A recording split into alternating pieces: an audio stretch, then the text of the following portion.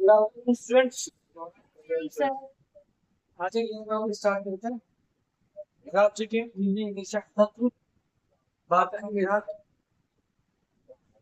क्या संबंध है जिससे राज्य के निदेशक तत्व राज्य हमारी प्राथमिक और प्रक्रिया अच्छा वो पॉलिसी हो लकी शिखा राज्य की कुछ गाइडलाइंस है जिसमें ये बताया गया अगर उसे कल्याणकारी राज्य बनना है तो क्या क्या फुलफिल करना पड़ेगा। सामाजिक और आर्थिक अधिकार देने के लिए भारतीय नागरिकों संविधान सभा के जो सदस्य थे उन्होंने राज्य को भारत की बात हो रही है यहाँ। हाँ सर जी, यही कंफ्यूजन हो गया सर जी। बेसिक पॉलिटिक्स बुक है ना, उसमें राज्य भारत में दिया गया है। हाँ बता तो राज्य तो कुछ निर्देश दिए गए हैं कि इस तरीके से काम करना है। हमें बिल बनाने के जब बिल बनता है तो इनका ध्यान रखना है कहीं ना कहीं, ताकि आप इन्हें कल्याणकारी राज्य की इसमें आ जाओ कि आप लोगों का कल्याण कर ले। ठीक है, इसका अनुच्छेद जो देखने को मिलता है हमें, इससे क्या हो अनुच्छेद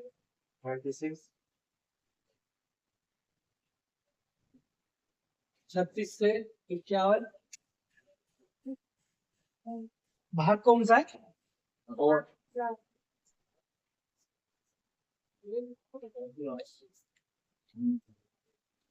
कहाँ से लिए गए हैं ये कहाँ से लिए गए कहाँ से लिए कनाडा से नहीं बता देते आयरलैंड से ही लिए गए। सर एक्चुअली कैसे याद करती सर जी आप थोड़ा बट सही सुनो तो सही, जब बोल सही बोले ना थोड़ा रिएक्ट तो करोगे। हाँ चलो सही बोला, नहीं थोड़ा बहुत सही है थोड़ा बहुत गलत, मैं इस तरह से रिएक्ट ठीक है। पर आयरलैंड में भी किसी संविधान से लिए हैं, हमने आयरलैंड के संविधान से लिए हैं, पर आयरलैंड के संविधान ने कहीं और से लिए। कहाँ से लिए थे? स्पेन के संविधान से लिए। ठीक है, ध्यान रखना।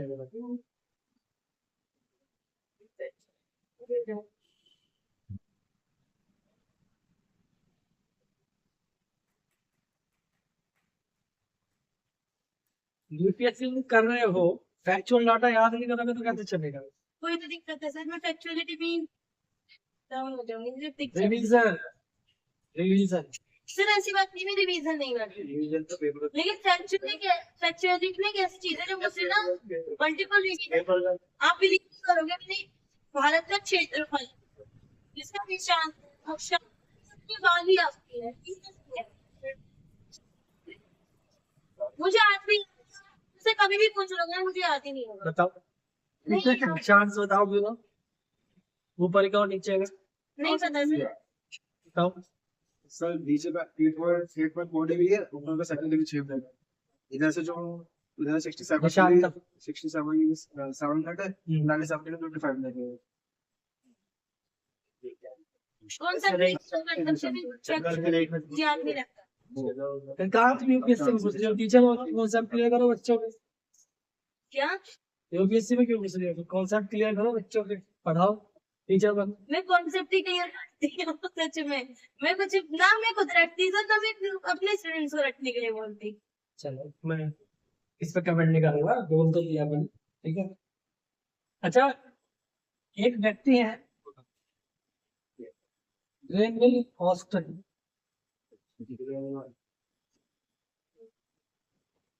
इन्होंने राज्य के नीति निर्देशक तत्व, मैं बार बार ये पूरी लाइन नहीं बोलूंगा, मैं डीपीएसपी बोलूंगा।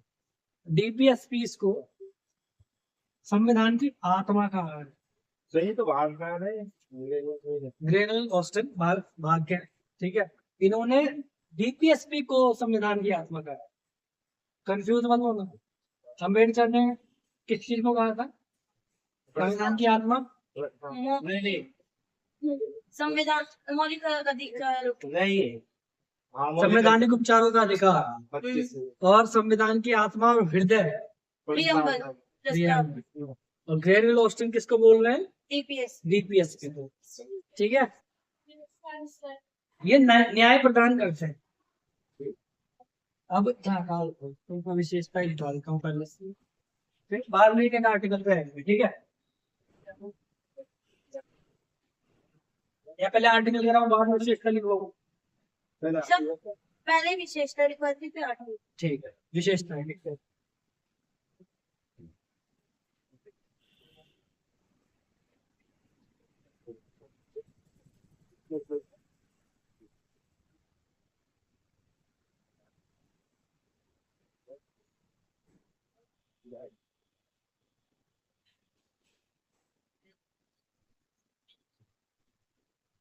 विशेषता व्याख्या विशेषता खासियत, ये प्रकृति में सत्व है।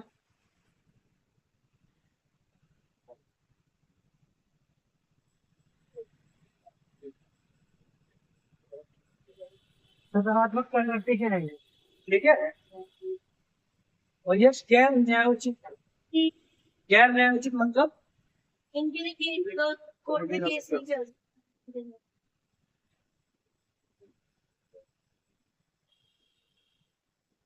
गैर न्यायोचित, इनका उद्देश्य देश में सामाजिक और आर्थिक लोकतंत्र स्थापित करना।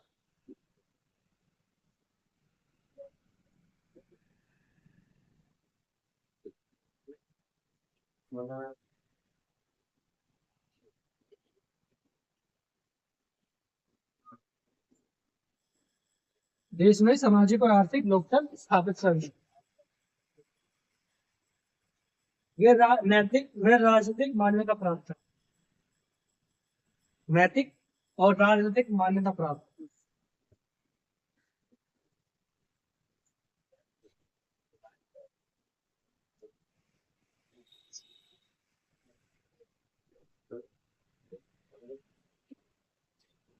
नैतिक और राजनीतिक मान्यता प्राप्त है।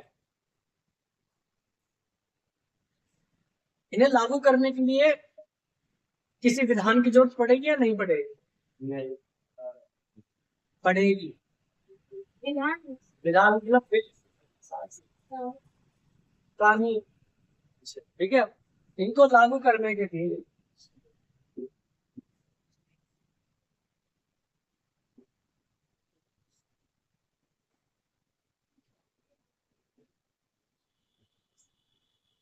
विधान की आवश्यकता।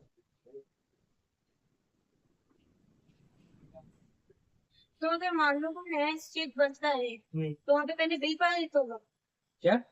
अगर कोई नया स्टेट बनता है तो टीपीएसपी के लिए पहले वहाँ पे बिल पारित होगा, नहीं, तो ऑटोमेटिकली लागू हो जाएगा। समझो एक बात समझो, स्वतः लागू नहीं होते हैं। अब जैसे यूसीसी था, उसको भी गवर्नमेंट बिल बना के पारित लागू करेगी ना। ऐसा तो नहीं कि यूसीसी में लिखा हुआ है वो स्वतः ही लागू है वर्ल्ड देश के अंदर, नहीं। मतलब सरकार को बताया गया है कि किस तरीके से काम करना है। और मतलब मैं सिंपल भाषा में कहूँ, विधेयक को बनाते वक्त राज्य को अपनी नीतियों में इनका अनुसरण जरूर करना है, इन चीजों का ध्यान रखना है। ठीक है, समझ आ गया? तब तो फिलहाल जैसे पूरे देश पे लागू है क्या? ये डीपीएसपी, हाँ, तो फिर अब जो नहीं अगर मान लो इन फ्यूचर कोई नया स्टेट बनता है, समझ नहीं पा रहे थे। सुनो, डीपीएसपी पूरे देश में लागू है, वो ठीक है, पर उनको ऐसे समझो लेवल 1 पे खड़ा है डीपीएसपी अभी, वो लागू भी है और नहीं भी है। उनको लेवल 2 पे ले जाने के लिए, लागू करने के लिए बिल की जरूरत पड़ेगी। वो बिल बनाएगी सरकार, विधायिका, कार्यपालिका। और कार्यपालिका बिल बनाते वक्त इन चीजों का ध्यान रखेगी अपने बिल में। समझ आया?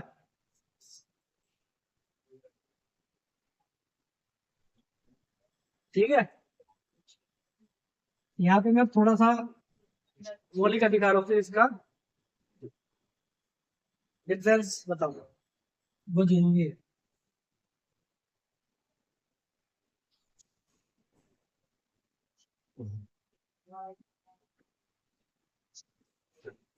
सकारात्मक मूल अधिकार नकारात्मक है प्रकृति में।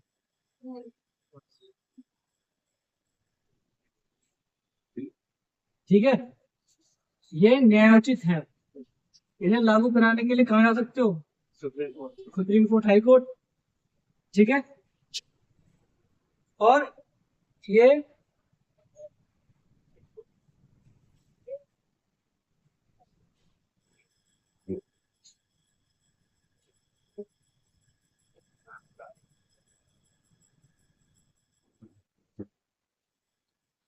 ये राजनीतिक लोकतंत्र स्थापित करता है।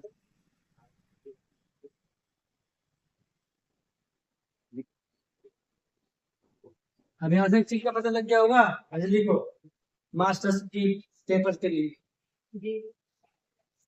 लोकतंत्र कितने प्रकार का होता है?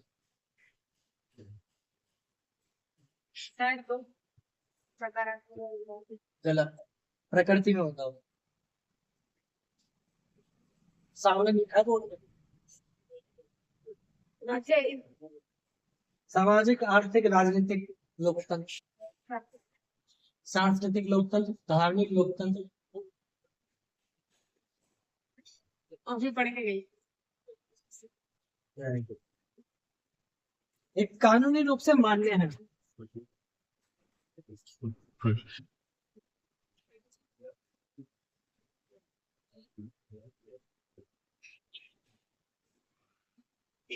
आप डिफरेंस समझो और समझा पाओ। तुम्हें बोलने का अधिकार है, तुम किसी के पास जाके तो नहीं बोलते कि मैं बोलूंगा, मेरा अधिकार है। बोलते हो? क्या बोलते हो? ऐसे बोलते हो?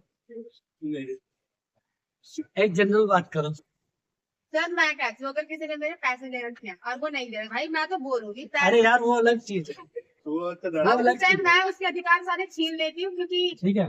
सुनो सुनो, मजाक की बात छोड़ो। एक कानूनी रूप से मान्य है, मौलिक अधिकार। अब तुम किसी को ये तो नहीं बताओगे क्या नाम, या सिंपल भाषा में मैं तुम्हें बताऊं, सोच लो शिकागो घूमने जाना है कहीं, तो परमिशन तो नहीं लेगी ना पहले सरकार की कि मैं वहां जाऊं या नहीं जाऊं? सरकार की परमिशन तो नहीं लेती ना, घर वालों की लेती है। मैं समझ रहा हूँ। नहीं सर वो अधिकारों को इस्तेमाल करके घर वालों की भी नहीं लेती। कानूनी रूप से मान्य है मतलब वो अधिकार ऑलरेडी स्वतः लागू है पहले से ही। सरकार को बताएगी थोड़ी जैसिका जाने से पहले कि मैं यहाँ जा रही, नहीं बताएगी ना। पर अब मान लो यूनिफॉर्म सिविल कोड, उसको लागू कराना, तो लागू है, इसके लिए विधान बनाए थे, कहाँ लागू है? अरे, तो क्या नाम तो राज्यों में है, प्रदेश में नहीं राज्यों में। राज्यों में है, अभी 2 राज्यों में, उत्तराखंड है ना। तो एक चीज समझो, यूनिफॉर्म सिविल कोड को, यूनिफॉर्म सिविल कोड से रिलेटेड अगर तुम्हारे प्रॉब्लम क्रिएट होती है तो जब इसे लागू करवाने के लिए तुम सरकार के पास जाओगे या नहीं जाओगे? या वो स्वतः लागू है या नहीं? नहीं, स्वतः लागू नहीं है यूनिफॉर्म सिविल कोड। कौन लागू करेगा? माप की तरफ समझो, लड़की जनरल कैटेगरी का है, किसी SC ST वाले के नंबर कम आए तो उसका सिलेक्शन हो गया, समझ आया इतनी बात? ठीक है। अब लड़की को प्रॉब्लम हुई इस चीज से, लड़की ने सरकार के पास जाके ये चीज कही कि उसके तो नंबर कम से उसका सिलेक्शन हो गया, मेरा नहीं हुआ, तो सरकार जाएगी मैं क्या करूं? सरकार फिर लकी हो गई कि भाई तू ही तो यूनिफॉर्म सिविल कोड लागू करने के लिए मना कर रहा था, तू ही तो खिलाफ खड़ा था बिल के, जब हम लागू कर रहे थे तब बराबर हो जाते। समझ आ गया? स्वतः लागू नहीं है, ठीक है। अपील करने पर भी होगा ही कुछ नहीं, यूनियन सिविल कोड है क्या? मैं बताऊँ रहा हूँ अभी जब आर्टिकल 44 पे आएंगे तो बता दूंगा, खोलना है। आज पूरी क्लास आज ही खत्म कर दूंगा DPS की, ठीक है। एक चीज समझो, अब वादों की तरफ आते हैं, ठीक है। केजरीवाल जी ने 2000 रुपए देने का वादा किया, सोच लो बाई चांस वो जीत जाते, या पंजाब की बात करता हूँ, दिल्ली की छोड़ दो, पंजाब में 1000 रुपए देने का वादा किया महिलाओं को, दिए, वादा था ना। वो किस आर्टिकल के तहत आएगा? आर्टिकल 39, ठीक है। आर्थिक समान, आर्थिक लोकतंत्र, आर्थिक लोकतंत्र स्थापित करना, सर समझ आ रहा है? आर्थिक लोक मतलब पैसे देना, ठीक है, या पैसों से मजबूत कर देना किसी आदमी को, वो आर्थिक लोकतंत्र है। पर उन्होंने वादा किया, उसे लागू कराने के लिए कोर्ट में जा सकते हो क्या? नहीं जा सकते। वो स्वतः लागू नहीं है जब तक वो लागू नहीं करेगा खुद। समझ आ गया सिंपल भाषा में? सर एक क्वेश्चन था मेरा। हाँ, जल्दी बोलो, मैं सोच रही हूँ। बोल रहे हैं याद आ गया। हाँ, मैं ये पूछ रही थी, जैसे गवर्नमेंट एक फ्री की स्कीम देगी है, हाँ, अब एक स्टेट में ऐसा भी हो सकता है कुछ लोगों को चाहिए कुछ लोगों को नहीं चाहिए, क्योंकि वो तो हमारे टैक्स का पैसा है, गवर्नमेंट हमें ऐसा कैश दे रही है, लेकिन हम चाहते हैं कि वो सबके लिए यूज हो, जैसे वर्क करती। तो क्या हम केस कर सकते हैं कि कहीं ना कहीं मेरे टैक्स के पैसा का अगर इस्तेमाल कर दिया उन्होंने, फ्री में बांटता है? नहीं कर सकते? उसके लिए कैश बैठा है, अच्छा, फिर क्या कर सकते? ऑडिट करे, कैश केस नहीं करेगा, हाँ, ऑडिट audit करेगा करेगा। अकाउंट पे। ऑडिट करने के बाद जहाँ गलत लगा होगा वहां पे वो उस खिलाफ हो जाएगा उसके सरकार। एक्चुअली केजरीवाल सरकार के खिलाफ 33 जो रिपोर्टें आई थी उसमें बहुत सारे घाटे निकले हैं। डीडीसी घाटे में 2002 करोड़ रुपए का शराब घोटाला, बहुत सारे घोटाले आए सामने, और उनके ऊपर क्या हुआ? कुछ नहीं हुआ ना, कुछ नहीं हो सकता। जो मतलब ज्यादा बड़े केस है उनमें कार्यवाही हो, पर टाइम तो ये तो केस हो गए, लाइक गवर्नमेंट ने एक स्कीम दे दिया, जैसे अभी इसको लॉन्च करा कि जो हमें 2000 रुपए देगा, मतलब जब मैं वोट देगा हम उसको 2000 रुपए देंगे, लेकिन पब्लिक चाहती है ऐसा ना हो, तो गवर्नमेंट को केस कोई एक्शन नहीं ले सकते, कुछ भी कर सकते हैं वो। सुप्रीम कोर्ट की माननीय सरकार है। आर्थिक लोकतंत्र में वो कुछ नहीं कर सकते। आर्थिक सुप्रीम कोर्ट ने भी कहा था इस बात पे, तो फ्री बीज बंद करो बांटना, देश को नुकसान हो रहा है। लेकिन जनरल पब्लिक इससे कुछ नहीं कर सकती। किसने फर्क पड़ रहा है इस चीज? जनरल पब्लिक के अंदर नैतिक चरित्र मर गया ना। 2000 रुपए ज्यादा दिखते हैं उनको, वोट अपने पर वोट। सर देखो, ज्यादातर लोग उस चीज को चाहते हैं, लेकिन कुछ लोग ऐसे भी हैं जो नहीं चाहते। अब वोटिंग थोड़ी कराओ, कौन चाह रहा है जो चाह रहा है उसको देंगे बस। समझो, अगर लोगों के अंदर नैतिक चरित्र जिंदा हो, भारत के लोगों के अंदर, तो वो चाहेंगे, वो ये चाहेंगे कि मुझे 2000 रुपए मिले ना मिले, जो मैं टैक्स पे कर रहा हूँ उसका इंफ्रास्ट्रक्चर में काम आ जाए। सोच के देखो एक सिंपल भाषा में, अब यहाँ पे 4 लोग बैठे हैं, 2-2 हजार रुपए सबको दे दिए, 8 हजार रुपए, क्या फायदा हुआ उनका? कुछ फायदा है या नहीं? सर नहीं कुछ है। नहीं है। उन्हें 8 हजार रुपए का, मतलब एक मैं जनरल बात बोल रहा हूँ ऐसे समझा रहे, उन्हें 8 हजार रुपए का अगर सामने एक फ्लाईओवर बन जाता है तो लगती रोज सुबह गाली नहीं देता सरकार को कि अगर ये फ्लाईओवर बनवा देती तो मैं जाम में ना फंसता। समझ गए? पर नैतिक चरित्र मर चुका है, 2000 रुपए ज्यादा जरूरी है। 2000 रुपए के चक्कर में ना डेली बेसिस पे दिल्ली का आदमी बहुत सारी सिचुएशन को फेस करता है।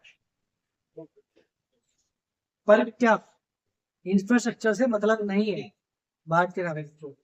भारत के नागरिक का मतलब है 2000 2500 रुपए।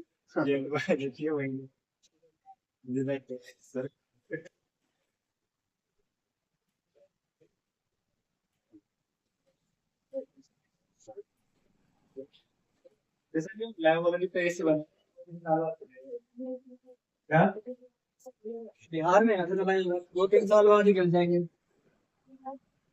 तो वो वहां पर एक घंटा घर भी तो बनाओ, कितने लाख तो उसका बनाओ बेटा, तो यार भी नहीं हुआ। सही में एक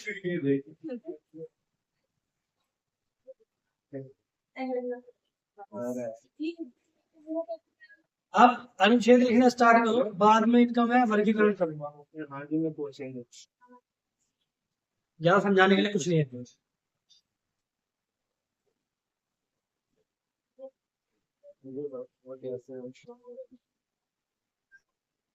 अनुच्छेद 37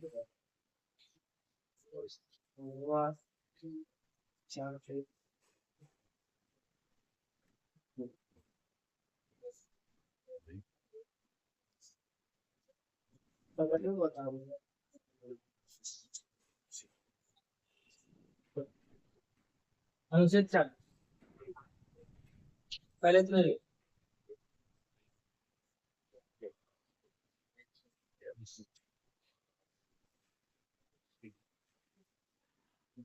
राज्य की परिभाषा राज्य के ऐसा होना चाहिए। Same as apart fundamental rights के में जो राज्य की परिभाषा दी गई है वो इसमें दी है। इस भाग में समाहित सिद्धांतों को लागू करना, इसमें कुछ नहीं है।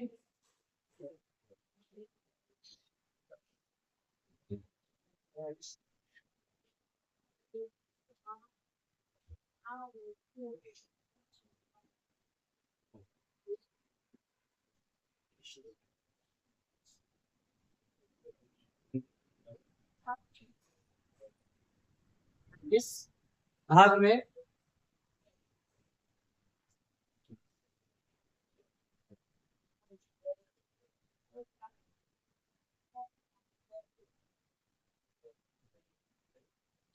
राज्य द्वारा जन कल्याण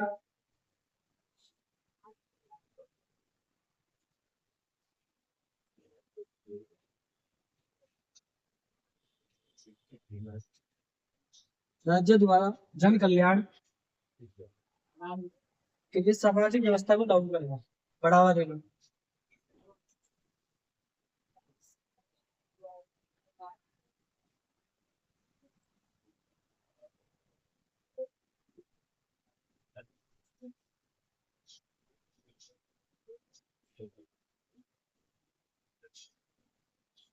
सामाजिक व्यवस्था को बढ़ावा देना। राज्य द्वारा अनुसरण किए जाने वाले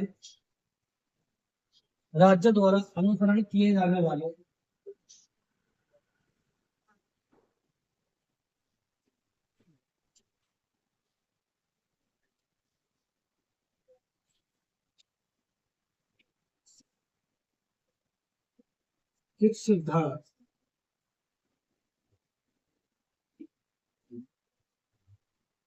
ग्राम पंचायत समान न्याय व निःशुल्क विधिक सहायता, ये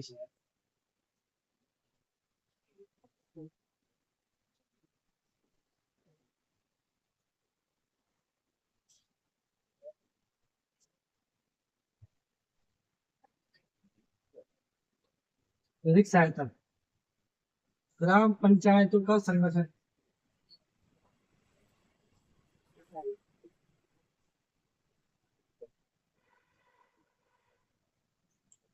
ग्राम पंचायतों का संगठन।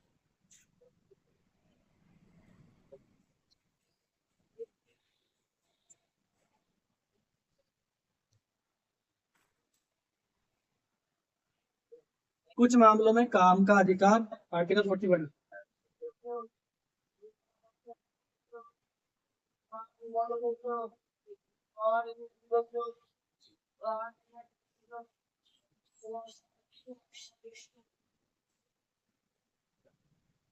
कुछ मामलों में काम का अधिकार,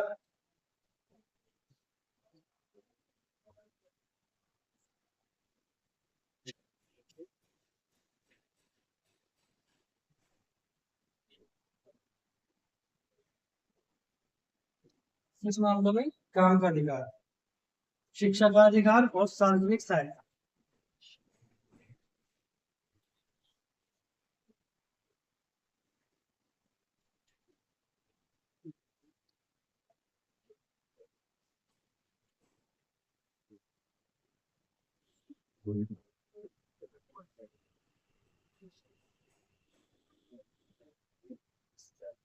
सार्वजनिक साइड अनुच्छेद 42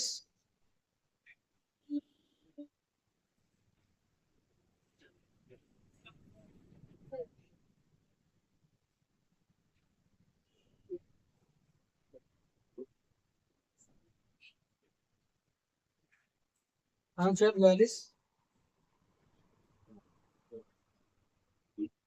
न्यायोचित व मानवीय कार्य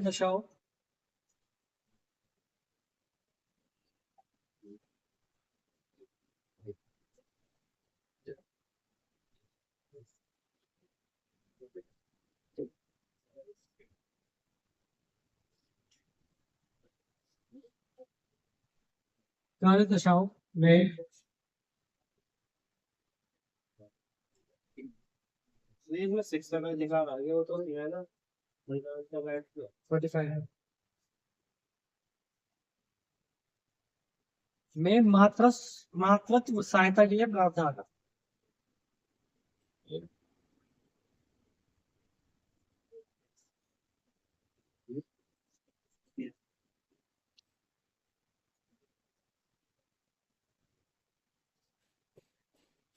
मातृत्व सहायता के लिए प्रावधान अनुच्छेद 43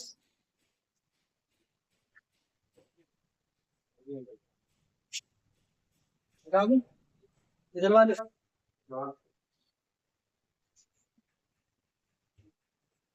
अनुच्छेद 43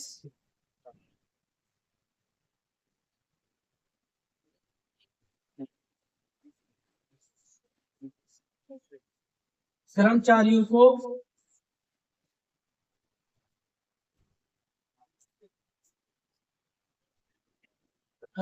को निर्वाह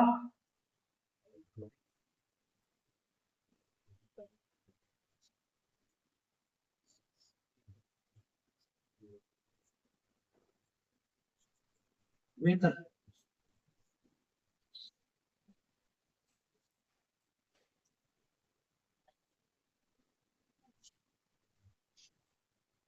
कर्मचारियों को निर्वाह वेतन से उद्योगों के प्रबंधन में कर्मचारियों की सहभागिता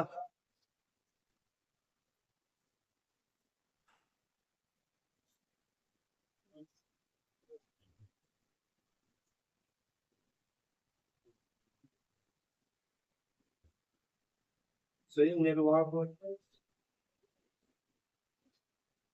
समान है कर्मचारियों को निर्वाह मतलब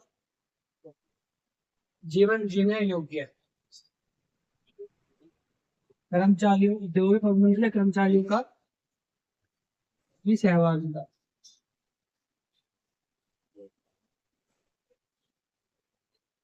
अनुच्छेद 44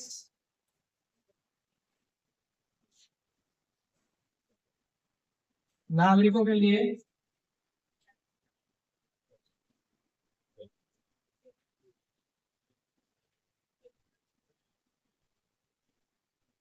समान नागरिक संहिता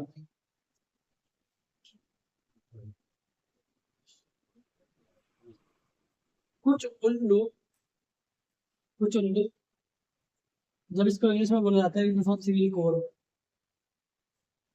इसमें क्या वर्ड आया पहले यूनिफॉर्म केंद्र सरकार सबको ना एक जैसी यूनिफॉर्म पहना देगी सब बराबर से और इस गुलका को भी लेकर हो जाएगा सीन शायद। तो अभी हम और समझाऊंगा पूरा आर्टिकल 44 समझना जरूरी है तुम लोगों को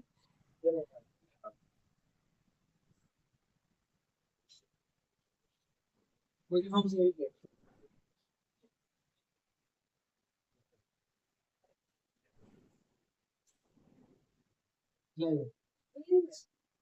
गधी रहती है।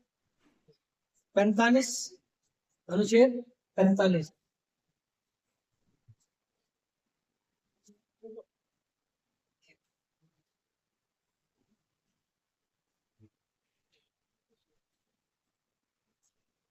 इसमें 6 से 14 आएगा, 6 से 14 वर्ष के बालक।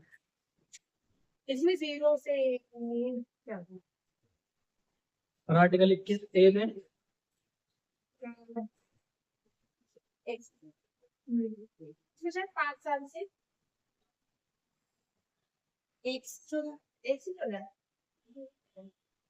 51A में और ये बड़ी कंफ्यूजन है।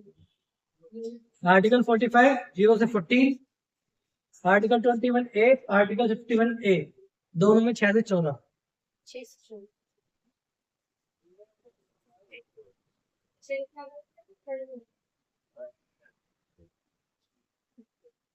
सर पिछला में 50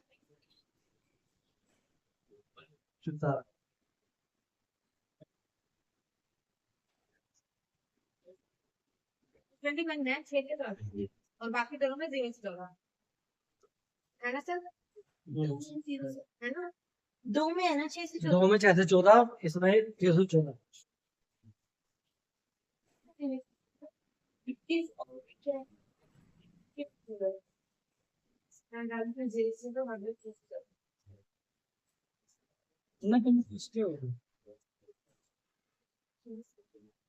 अनुच्छेद 46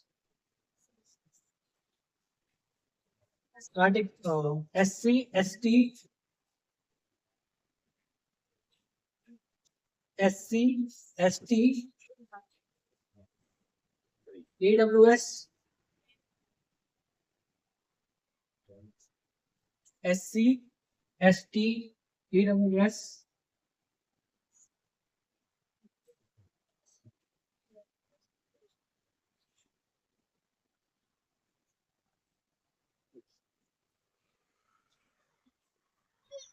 सर ईडब्ल्यूएस का कौन है?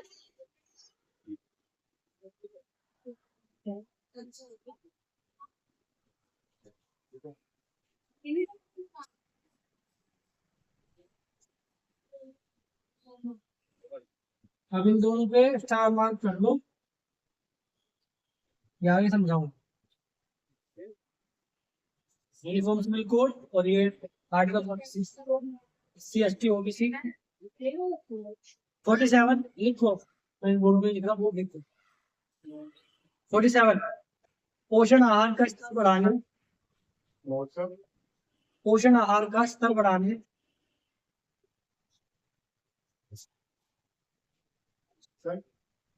पोषण आहार का स्तर बढ़ाने, जीवन स्तर सुधारने,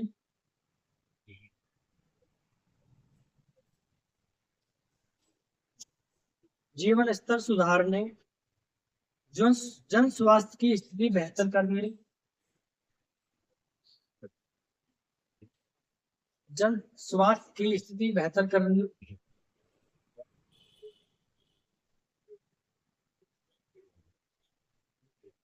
करने संबंधी सरकार का कर्तव्य है।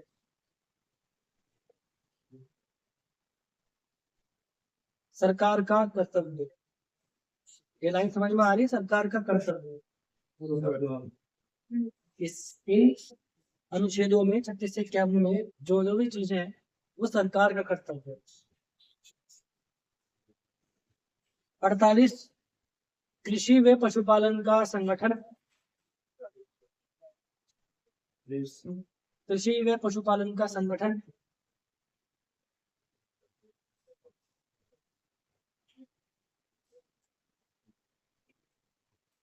अड़तालीस ए अनुच्छेद 48A पर्यावरण संरक्षण तथा वन्य जीवों की सुरक्षा, वन एवं वन्य जीवों की सुरक्षा, वन एवं वन्य जीवों की सुरक्षा।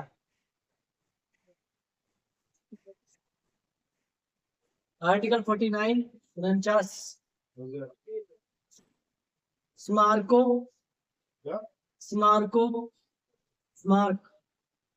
स्मारकों तथा राष्ट्रीय महत्व, राष्ट्रीय महत्व के स्थानों एवं वस्तुओं का संरक्षण,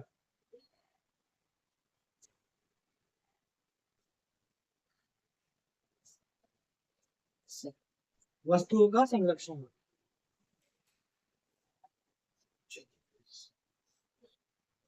न्यायपालिका का कार्यपालिका से पृथक्करण। 50 हो गए। न्यायपालिका का कार्यपालिका से पृथक्करण या पृथक होना। पृथक मतलब अलग। न्यायपालिका का कार्यपालिका से पृथक होना।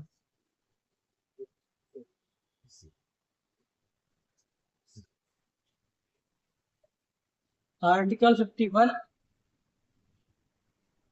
अंतरराष्ट्रीय शांति एवं सुरक्षा को प्रोत्साहन एवं शिक्षा को प्रोत्साहन सुरक्षा। सुरक्षा सोचो सुरक्षा को प्रोत्साहन।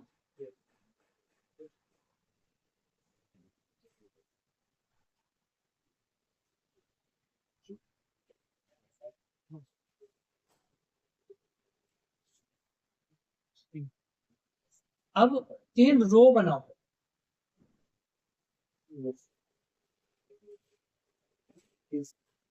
सबसे पहले लिखो सामाजिक सिद्धांत।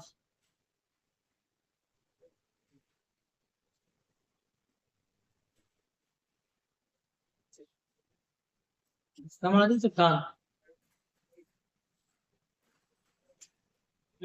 कितना लंबा होता है, छोटा सा ही। सामाजिक सिद्धांत गांधीवादी सिद्धांत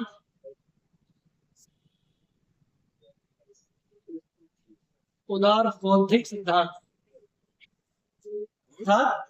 जो समाज को प्रेरित कर रहे हैं वो सामाजिक, जो गांधी के विचारों पर आधारित है वो गांधीवाद, और जो उदार बौद्धिक मतलब बुद्ध की विचारों पर आधारित है वो उदार बौद्धिक। ठीक है, अब इनमें से कौन कौन से आर्टिकल किस उसमें जाएंगे वो लिख लेंगे, किस कैटेगरी में जाएंगे।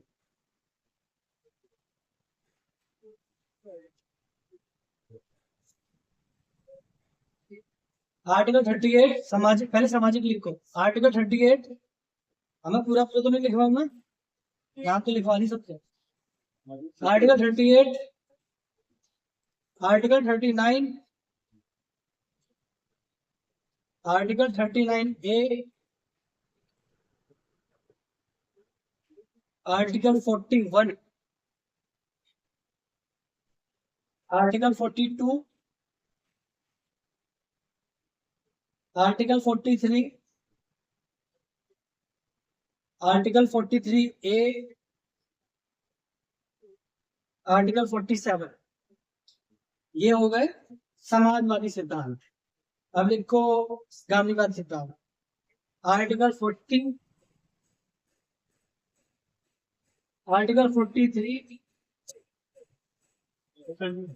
सामाजिक सेम। आर्टिकल 43, आर्टिकल 46,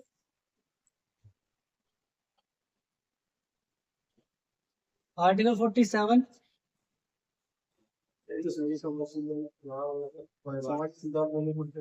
तो समाज की बेहतरी के लिए बनाए गए हैं। अब जो गांधीवादी सिद्धांत गांधी के विचारों पे है तो दोनों सेम हो सकते हैं क्या।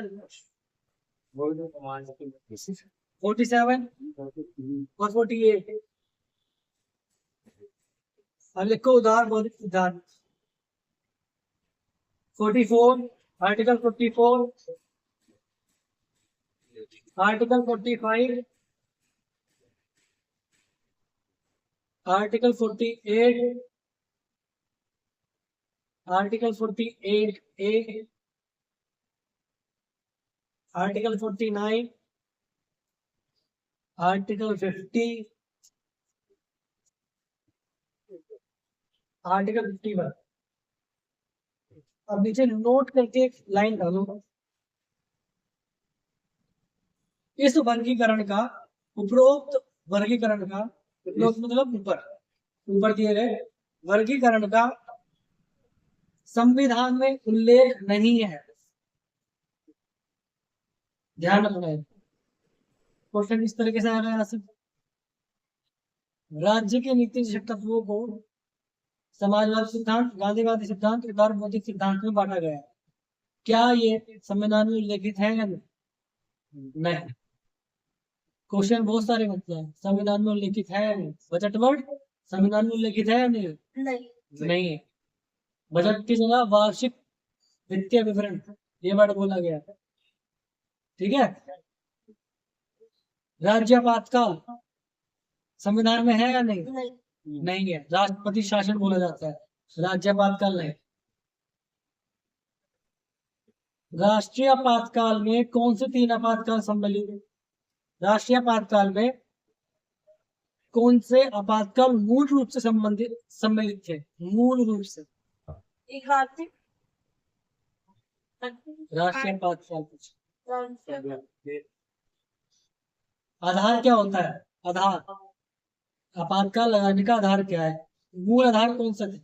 एक तो अगर यदि कोई वो चल रहा हो रेवेन्यू या फिर किसी स्तर का चल रहा हो या फिर पैसे से रिलेटेड हो वो वित्तीय आपातकाल। वो वित्तीय पद 2 आधार है मूल रूप से, युद्ध, में और आंतरिक बाह्य आक्रमण। वित्तीय बाद में है वित्तीय 360 है आजकल में, राष्ट्रीय आपातकाल के बारे में। वित्तीय आपातकाल या राज्य के अंदर सुनो लगे। अनुच्छेद 352 राष्ट्रीय आपातकाल, अनुच्छेद 356 राष्ट्रपति शासन राज्यों के अंदर जो लगता है, अनुच्छेद 360 वित्तीय आपातकाल। तुम कैसे बोलिएगा? वो मैं राष्ट्रीय आपातकाल से पूछा है कि उसके आधार क्या है, किस राष्ट्रीय आपातकाल लगाया। तो वित्तीय आपातकाल राष्ट्रीय आपातकाल नहीं है। मैं अनुच्छेद 352 के तहत राष्ट्रीय आपातकाल पूछ लूंगा। वित्तीय आपातकाल बोलूंगा तो वित्तीय आपातकाल ही बोलूंगा। अच्छा वो अलग है। अब राष्ट्रीय आपातकाल लगाने के 3 आधार बताओ। ये 2 तो मैंने बता दिए, युद्ध और बाह्य आक्रमण। आंतरिक आंतरिक गड़बड़ी पर आंतरिक गड़बड़ी को 44वें संविधान संशोधन अधिनियम 1978 से सशस्त्र विद्रोह से वर्ड से बदल दिया गया। अर्थात 38वें संविधान संशोधन अधिनियम 1975 के तहत आंतरिक गड़बड़ी को सम्मिलित करा गया था भारतीय संविधान राष्ट्रीय आपातकाल के आर्टिकल पे कि आंतरिक गड़बड़ी है अगर कोई भारत के अंदर तो राष्ट्रीय आपातकाल लगाया जा सकता। पर आंतरिक गड़बड़ी में तो आंतरिक गड़बड़ी तो ये हो सकते है कोई सरकार नॉर्मल आंदोलन चल रहा है आंदोलन चल रहा है, वो भी हो गया। ठीक है। तो मोरारजी देसाई सरकार 1978 उन्होंने संशोधन किया 44वां संविधान संशोधन 1978, आंतरिक गड़बड़ी वर्ड को हटा दिया और उसकी जगह सशस्त्र विद्रोह मतलब शस्त्र के साथ जो विद्रोह होगा उसके आधार पे आपातकाल लगेगा। अब समझो क्यों समझा रहा हूं मैं इतनी बातें। एक वर्ड पूरा मैटर चेंज कर देता है। तो सब जब पॉलिटी पढ़ रहे हो तो एक एक वर्ड को ध्यान रख के चलना है, कुछ भी ऐसे ही नहीं बोल रहे। ठीक है। आंतरिक गड़बड़ी आंदोलन हो रहा है तो भी लगा सकते हैं आप आपका वर्ड का कोई फायदा नहीं है। ऐसे तो रोज लगता रहेगा आप आपका फिर देश में हमारे लगता रहेगा, लगता रहेगा। आंदोलन तो बहुत होते रहते, किसान आंदोलन हुआ था, लगा देते आप आपका, पर उसकी बेसिस पे नहीं लगा। सशस्त्र विद्रोह होना चाहिए जब लगेगा आपातकाल। ठीक है। अब आते हैं आर्टिकल 44 और आर्टिकल 46। ठीक है। राज्य की नीति 67 तत्वों में खत्म हो गया। अब आर्टिकल 44 और उसमें खत्म हो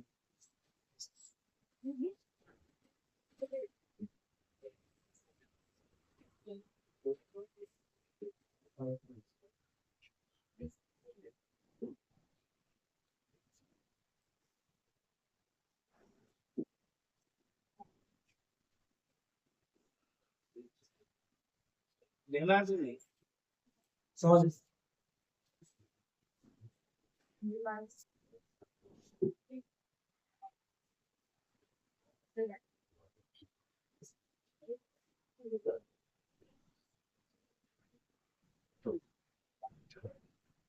सभी नागरिकों के लिए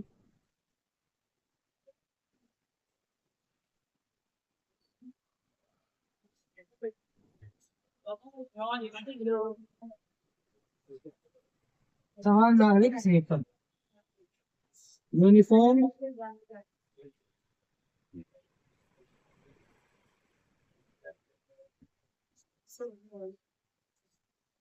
अगर पूरे देश में ये लागू हो जाए,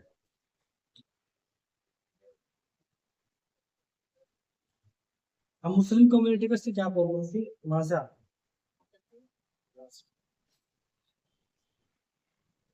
मुस्लिम कम्युनिटी को यह प्रॉब्लम है कि अगर यूनिफॉर्म सिविल कोड लागू हो गया पूरे देश पे, कहाँ कहाँ लागू हो चुका है पता है? और पहला राज्य कौन सा था यूनिफॉर्म सिविल कोड लागू करने वाला? राज्य गोवा। गोवा में यूनिफॉर्म सिविल कोड लागू है पहले से। कब से? पुर्तगालियों के टाइम से। कभी से है? अगर पूछा जाए स्वतंत्रता के बाद पहला राज्य कौन सा है? उत्तराखंड। स्वतंत्रता से पहले ठीक है, 2 क्वेश्चन बन गए, याद है सर? पूछ लूंगा कभी। यूनिफॉर्म सिविल कोड का मतलब ये है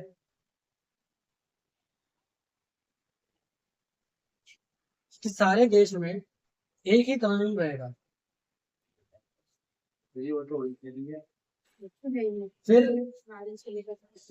ना कोई हिंदू पर्सनल बोर्ड, कोई मुस्लिम पर्सनल बोर्ड, इस तरीके का कोई भी बोर्ड काम नहीं करेगा देश के अंदर, सब समाप्त हो जाएगा, अर्थात सब एक ही कानून के अंतर्गत आ जाएंगे। जैसे ये तो मैक्स वाला है। हाँ, हिंदू उत्तराधिकार अधिनियम से क्या करा गया कि हिंदू कम्युनिटी, मैंने तुम लोगों को बताया था कि हिंदू कम्युनिटी में कौन कौन आता है। हिंदुओं में हिंदुओं की बात नहीं, कौन आता है?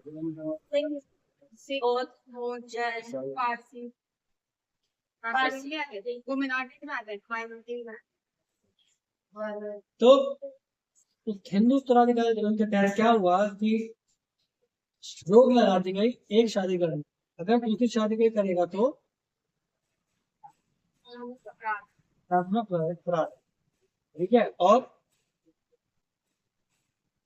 पिता की जमीन लड़का और लड़की दोनों में बटेगी, ना कि केवल लड़के रहेंगे। हिंदू उत्तराधिकार अधिनियम ये कहता है।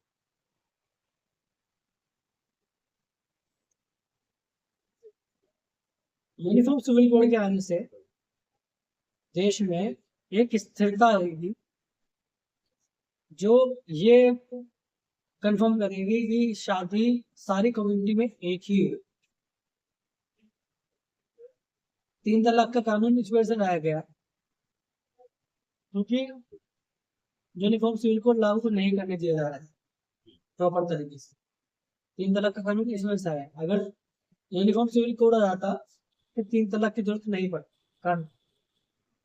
अर्थात जिस तरीके से टू तलाक देते हैं उस तरीके से मुस्लिम को भी देना पड़ेगा, सिखों को भी देना पड़ेगा, पारसी को भी देना पड़ेगा, ईसाई को भी देना पड़ेगा। जो हमारा प्रोसेस है, हिंदुओं का कोर्ट में केस होगा, 6 महीने दोनों साथ रहेंगे, 6 महीने बाद आपको बताना है कि आप रहोगे या नहीं रहोगे साथ में, ठीक है। तो ये तरीका है, ठीक है। शादी का सबसे बड़ा मुस्लिमों में सीधी सी बात पे आता हूँ, मुस्लिम फॉलो करते हैं शरिया कानून, है ना। तो वो मुस्लिम पसंद लोग और शरिया कानून वो सब समाप्त हो जाएंगे यूनिफॉर्म कोड के बारे में। मतलब भारत में हो मुस्लिम हो, सिख हो, ईसाई हो, पारसी हो, कोई भी हो वो सब कहाँ खड़े हो जाएंगे? एक मुहाने पर खड़े हो जाएंगे, ठीक है। समझ आ गया यूनिफॉर्म सिविल कोड। अब आते हैं आर्टिकल 46 पे।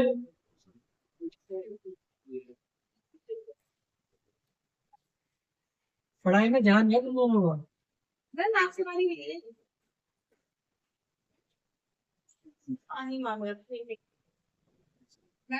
अनुच्छेद 46 46 SC ST OBC EWS के लिए ठीक है सर समझ एक क्वेश्चन मैम, ये फोर था, इसमें यूनिफॉर्म का क्या चक्कर है? नहीं नहीं, मतलब ये जो यहाँ पर ये हुआ था कि बच्चों बच्चे हैं वो, इन्होंने ये प्रयोग कहा था कि वो बुर्का पहन के नहीं जा सकते या फिर स्कूल यूनिफॉर्म में चलेगी, ऐसा कुछ रियलिटी में था या नहीं था? था ना ऐसा कुछ? तो इसमें सिविल कोड में फिर ये क्यों आया?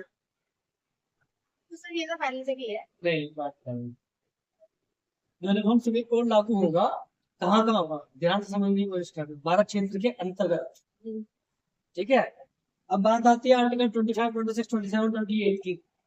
इसमें क्या कहता है, आपको अपने तरीके से अपने धर्म का प्रचार करने का तरीका, ठीक है। आर्टिकल 21 के तहत किया जाता है कहीं ना कहीं कि आपका पर्सनल राइट है कि आप क्या पहने, परंतु राज्य की परिभाषा में आओ, याद करो राज्य की परिभाषा में मौलिक अधिकार मैंने क्या लिखवाई थी। केंद्र सरकार, केंद्र सरकार, राज्य सरकार, केंद्र सरकार या राज्य सरकार से वित्त पोषित शिक्षण संस्थान, वही आर्टिकल 36 में आएगा, राज्य की परिभाषा आ गई। तो यूनिफॉर्म सिविल कोड केंद्र सरकार, राज्य सरकार, उससे वित्त पोषित शिक्षण संस्थान LIC या आदि सब पर लागू होगा यूनिफॉर्म सिविल कोड। बात ये थी कि आप स्कूल के अंदर, कॉलेज के अंदर या कहीं भी ऐसा जहाँ जो वित्त पोषित है सरकार से, वहां पे आप यूनिफॉर्म सिविल कोड का पालन करो, अर्थात ये तो पहले से भी है सब बराबर। उसके बाद पूरा कानूनी रूप ले लेगा यूनिफॉर्म सिविल कोड के बाद, ठीक है।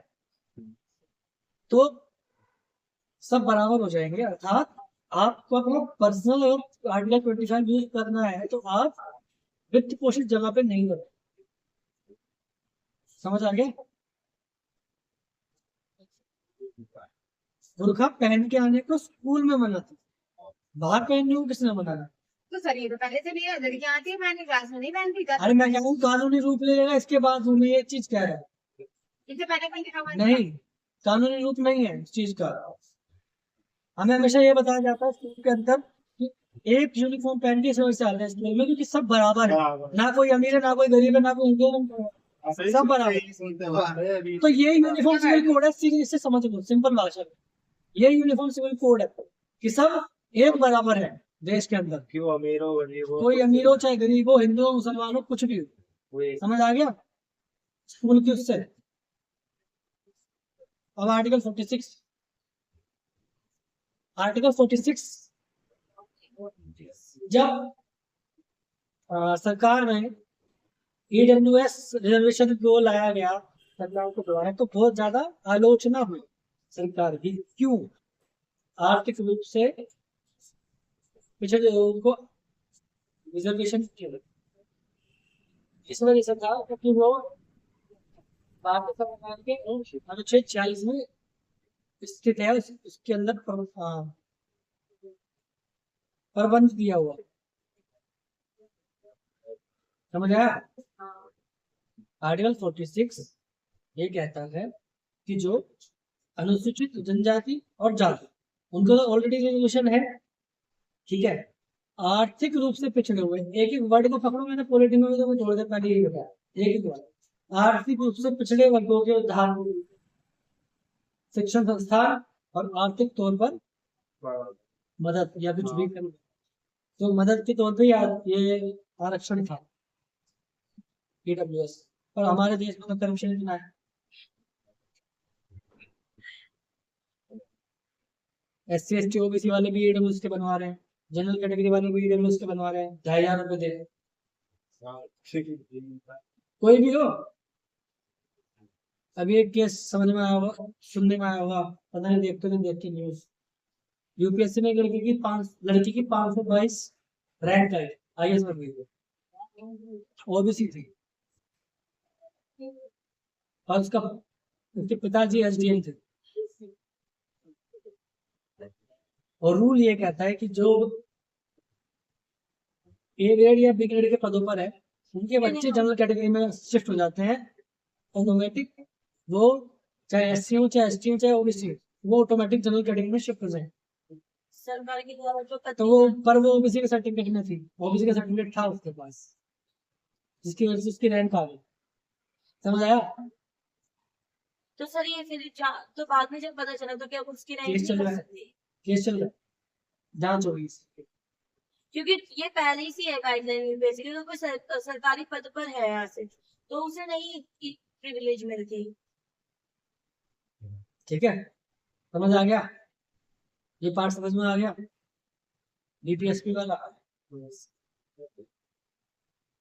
तो अगला पार्ट जो है हमारा 51A, बोलो क्या दिखा? कर्तव्य 4A भाग 51A आर्टिकल 10 मौलिक कर्तव्य हैं मूल रूप से। 11 मौलिक कर्तव्य 86वें संविधान संशोधन अधिनियम 2002 से जुड़ा था। और मैं कर लेता हूँ, कल मिलेंगे। वही क्वेश्चन यूपीएससी में नहीं है, क्या समझ में आ गया? समझ में आ गया? वो भी बंद करो। कुछ नहीं आया हमें। कुछ नहीं आया मतलब? सर मुझे नहीं पता क्या होगी। जीपीएस बाद में पाएंगे। सर इसमें एक पॉइंट था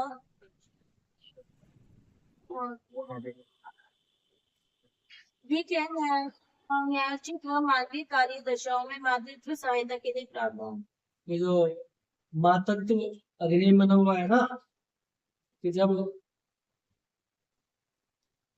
प्रेग्नेंट होती है फीमेल तो उनको छुट्टी के दौरान उनको वेतन मिलना चाहिए। छुट्टी भी मिलेगी, वेतन भी मिलेगा, पेड भी। ओके। आर्टिकल 48। और कोई क्वेश्चन?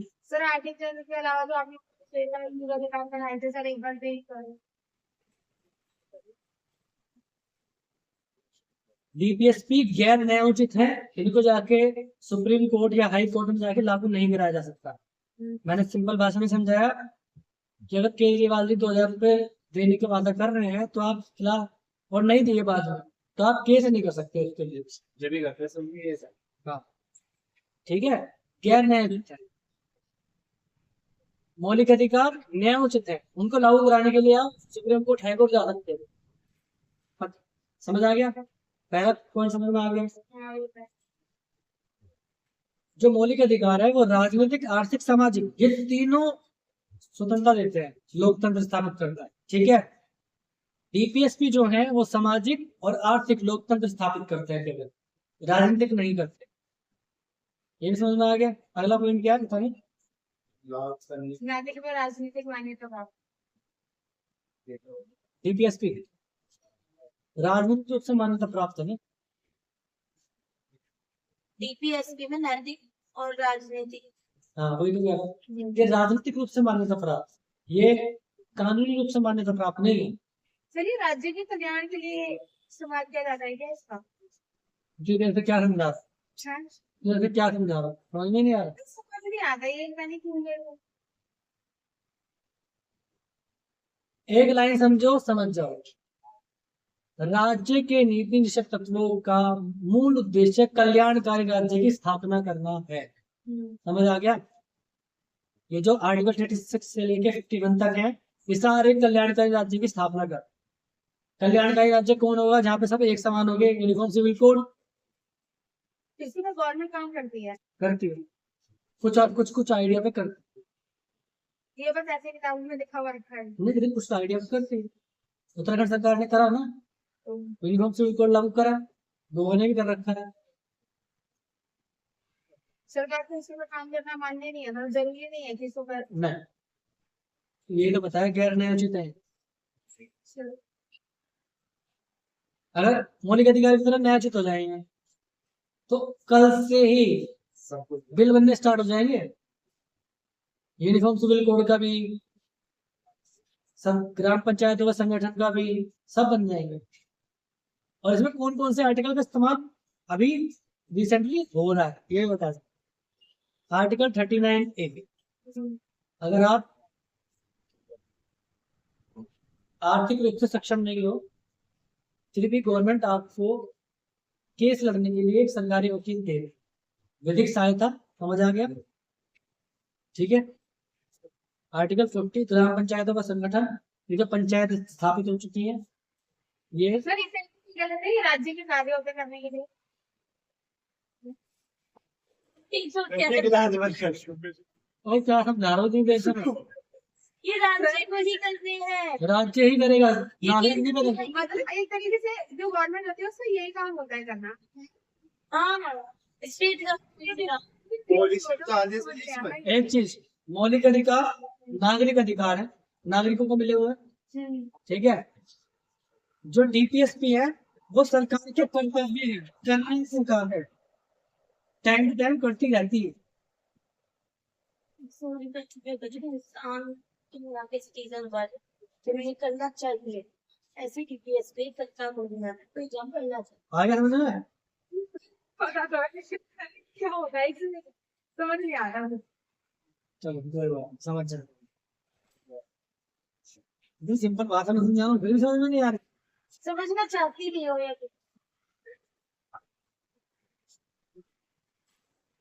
सरकार अपने बिल पारित करने से पहले इनका ध्यान रखती है, ठीक है। सरकार अपने बिल पारित करने के लिए इनका इस्तेमाल करती है। सरकार को निर्देश दिए गए संविधान सभा द्वारा आपको आगे जाके इस तरीके के विधान बनाने हैं। आपको यूनिफॉर्म सिविल कोड, उस टाइम पे यूनिफॉर्म सिविल कोड लागू नहीं हो सकता था, उस टाइम सिचुएशन कुछ और थी, आज की सिचुएशन कुछ और है। आज यूनिफॉर्म सिविल कोड लागू हो सकता है, समझ गए?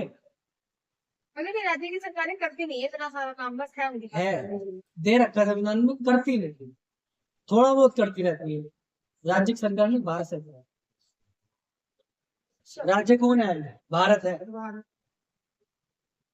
ठीक है, समझ आ गया? और कोई क्वेश्चन?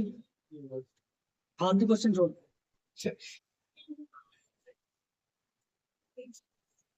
सही मेरे फालतू के क्वेश्चन। मतलब मैं इतनी देर से पढ़ा रहा हूँ, तुमने बीच में नहीं पूछा मेरे से कि सब क्या होते हैं, तो मैं बाद में समझ आया और मैंने एक लाइन में अच्छे से समझाई है। मतलब मैं ना आर्टिकल से पढ़ना शुरू किया था ना, तो उससे पहले का मेरे को आर्टिकल पढ़ना, हर पढ़ लेगा हर कोई रट्टा नहीं मार लेगा, समझना बहुत बड़ी चीज है। और क्या समझ रही। मैं इसको बोल दूं याद करने के लिए, ये भी याद कर लेगा सारे आर्टिकल, पर क्या ये समझ पाया उस चीज को क्या है वो आर्टिकल? तो समझा करो चीज को जो मैं पढ़ा था, केवल लिखना लिखना नहीं होता, नोट्स बनाना नहीं।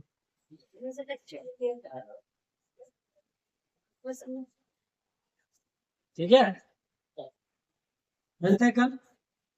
Good night. गुड नाइट भैया।